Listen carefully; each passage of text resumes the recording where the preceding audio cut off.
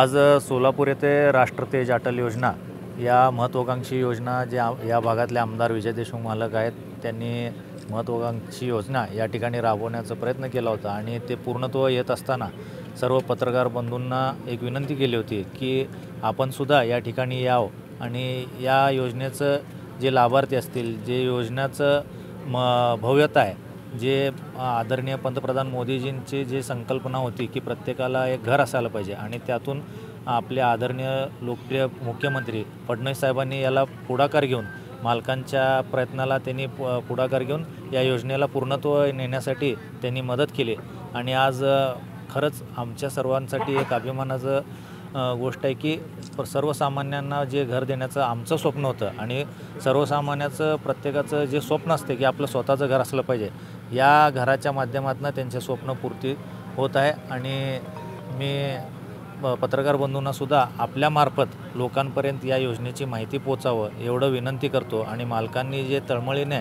आणि फडणवीस साहेबांनी जे संवेदनशीलताने या प्रोजेक्टला पुढाकार घेतलेला आहे त्याचासुद्धा आपण माहिती लोकांपर्यंत पोचावं एवढं. किती घरं झालेले आहेत आणि लाभार्थ्यांना चावी देण्याच्या कार्यक्रमासाठी मुख्यमंत्री उपस्थित राहणार आहेत? आदरणीय फडणवीस साहेबांना अधिवेशनामध्ये आमदार विजय देशमुख मालक यांनी भेट घेतली आणि त्यांना त्यांचं टाईम मागितलेला आहे आणि त्याला सकारात्मक होकार फडणवीस साहेबांनी दिलेला आहे. येत्या काही 10-15 दिवसात त्यांनी टाईम कळवतील, त्या हिशोबाने येणाऱ्या महिन्यात ते 1.5 महिन्यात याचा कार्यक्रमसुद्धा आमचं घेण्याचं नियोजन असणार. किती घरं आता बांधून तयार आहेत? या प्रकल्पासाठी खरं तर 5,000 घरकुलांचा हा प्रकल्प आहे.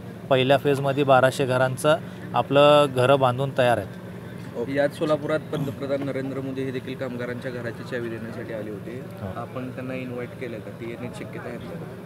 आम्हाला तर आनंदच होईल. मी फडणवीस साहेबांशी चर्चा करून मालक त्यांच्या जर मोदीजींचं वेळ भेटलं तर नक्कीच त्यांच्यासाठी त्यांच्या नेतृत्वात त्यांचा प्रकल्प चावी द्यायला आम्ही उत्सुक असणार. बांधकाम कामगार योजना इतर राबवून ह्या प्रकल्पामध्ये अजून त्या घराची किंमत 2 लाख रुपयांनी कमी करून दिली. सहजासहजी बाकीच्या इतर कुठल्या प्रकल्पाला झालं नसतं, पण मालकाने त्याचा पाठपुरावा करून सारख्या अधिवेशनामध्ये बोलून बांधकाम कामगारांसाठी विशेष म्हणजे घरकुल सबसिडीची योजना इथं राबवली.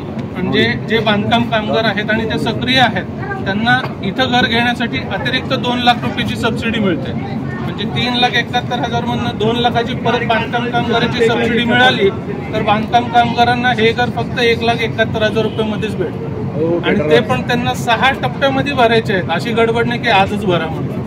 वर्ष 1.5 वर्षाचा कालावधी आधीपासून देत आलेला आहे. तर 6 सुलभ हप्त्यामध्ये कामगारांना ते पैसे करून हे घर घेत आहेत. मालकांनी विशेष डिझाईन म्हणजे प्लॅनिंग करून हा प्रत्येक बिल्डिंगचा आकार स्वस्तिक संरचनेत केलेला आहे.